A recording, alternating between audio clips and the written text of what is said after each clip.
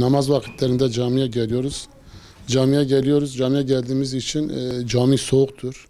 Soğuk olduğu için de rahat bir şekilde ibadetimizi yapamıyoruz. Onun için devlet buna bir el atsın. Devlet yardımcı olsun. Diğer kurumlarda bakıyoruz, her taraf sıcaktır. Sıcak olduğu için rahat bir şekilde yardımcı oluyorlar ama camilere yardımcı olmuyor. Biz burada devlet buna bir el atsın, yardımcı olsun. İbadetimizi rahat bir şekilde camide yapalım. Çünkü sadece normal aydınlatmanın ücreti ödeniliyor. Prizlerin ödenmiyor. Yani yanıcı şeylerin ödenmiyor. Buna da yardımcı olmaları lazım. Çünkü sadece aydınlatmayla tek olmuyor. Kış soğuk oluyor. Soğuk olduğu için de rahat bir şekilde ibadetimizi yapamıyoruz. Buradan bunu dile getirmek istiyoruz. Yani buna bir el atılsın. Şimdi bu giderlerle ilgili şunu söylemek istiyorum. Tabii bazen bakıyorsun belki yani cami cemaati yardımcı oluyor ama o meblağ toplanılmıyor bazen. Şimdi bu doğru değildir. Şimdi görüyoruz ki camiye gelenlerin çoğu belki kimisi çalışmıyor veyahut kimisi çalışıyor. Yani bunu devlet bir şekilde buna da bir yardımcı olsun, yani bir el atılsın. Çünkü diğer kurumlara mesela bu hastanelerdir, okullardır, bu tür kurumlara niye el atıyor da işte cami cemaati buna el atsın. Çünkü cami cemaatiyle tek bu iş olmuyor. Yani devlet burada yardımcı olsun. Buna bir çare bulsun. Tabii herhalde az olduğu için bu şekilde mesela yardımcı olmuyorlar. Tabii ona göre de eğer bütçe onlara yeterince veriliyorsa niye bu caminin işte giderleriyle ilgili cami cemaatinin üzerine atıyorlar?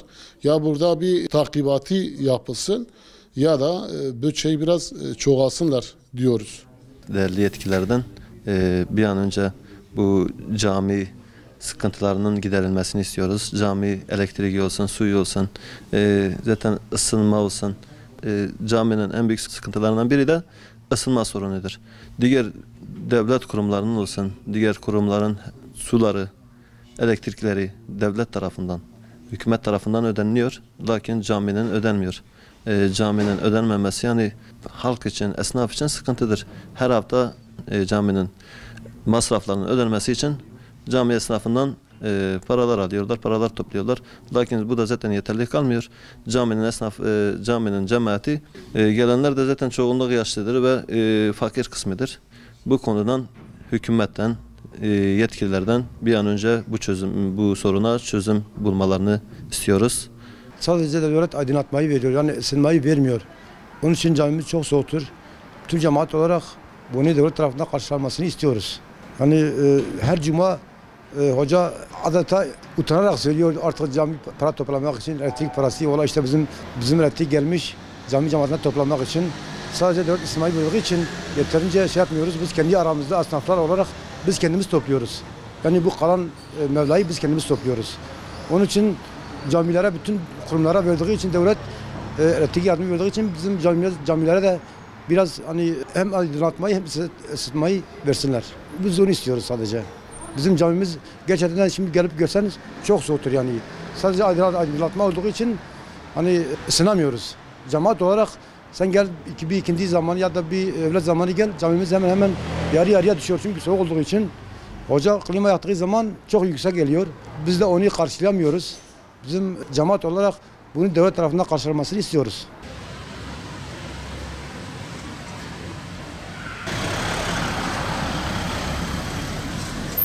Söz konusu diğer resmi konular olduğu zaman de devlet tarafından karşılanıyor ama söz konusu cami olunca da örnek diyelim sadece aydınlatma olarak karşılıyor bunu devlet. Geri kalanı cemaatten tahsil ediyor. Bizim mesela tadilat olur, sıcak su olur, bodrum kattında olan tadilatı biz kendi imkanlarımızla yapmaya çalışıyoruz.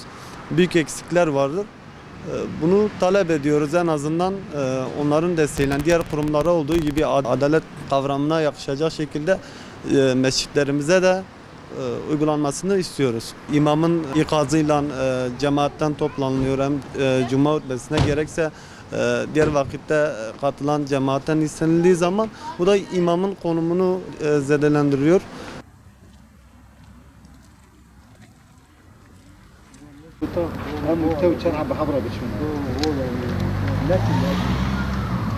elektrik parası به احتیاجی جامعه چه به و قروم دنه قروم دولتی چه karşılamıştı ki em dixwazin wan camiye jî bikin قروم yani camiye jî tamamı ödene kavan bira devlet tarafı bike em tene bira cami sare em sermana dixaliqin bira jmara yardım bike devlet ew jî ve قروم dine em jî xar hatwan camiye lümêja xwe ibadet xwe bira hatî bikinar ödene ka kutkin yetersize Cemaat çiğni kara, cemaat proje fakirin şu an tane cemaati.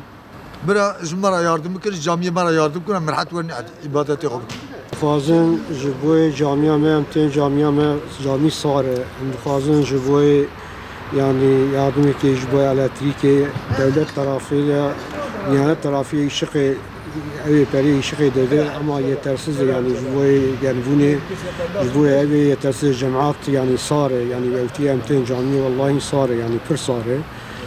Fazın devlet jiviye raji çare ki binne jiviye raji mera yardım ki bir şey yardım ki bir yani jiboy cemaat giş yani cemaat ve deri cemaat fakir yani jinakad yani kar yani peri yani evi bide jiboy ısıtmayı jiboy evtiye yani evi peri ki zedeti ev ki zedeti hem fazın devlet jiviye karşı viyajı karşılaşmış ki jimera yardım ki yani fazın. Man kurum edina mesela devlet tarafından yardım ki ama camiye devlet yardım naken fazın devlet camiye yardım ki